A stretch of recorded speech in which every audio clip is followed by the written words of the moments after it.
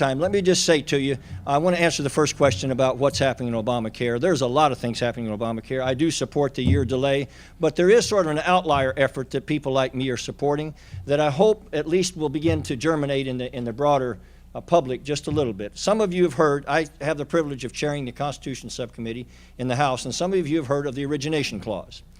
Well, that goes back to the Magna Carta, and it was reflective of what has happened over the centuries, where people were taxed and their money was spent without their permission to any degree or any accountability. So clear back in the days of the kings, the first thing that they demanded from the king is that Parliament had to either ratify or start or write tax bills. And it dealt with a very basic equation. So when our Constitution was being written in 1778, let me get this right, 1778, there was a big argument between the big states and the little states. The big states said, well, you know, you guys will be able to, if you have 2 votes in the Senate, and if you got a Jeff Sessions in the Senate, you're home free. It doesn't matter. But if you got 2 votes in the Senate, that you'll have as much power over taxing as we will. And yet we'll have to foot the bill in most cases.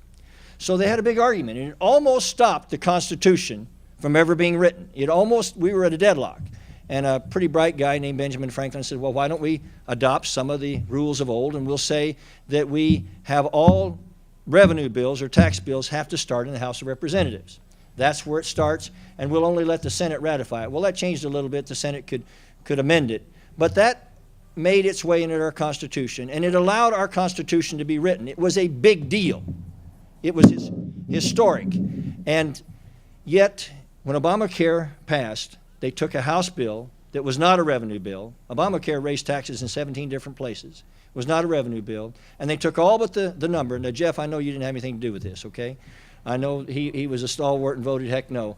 But they took just the number and they changed it, and they put what Harry Reid deemed the Senate health care bill, and that's Obamacare.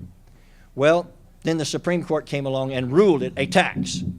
Now, ladies and gentlemen, we have a battle in one of the courts now where we've lost the first one. We knew we would. It was an Obama appointee that caused us to lose that.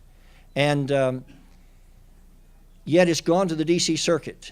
And if we win in the D.C. Circuit, it simply would say that make up your mind. You want an origination clause or an Obamacare, because you can't have both.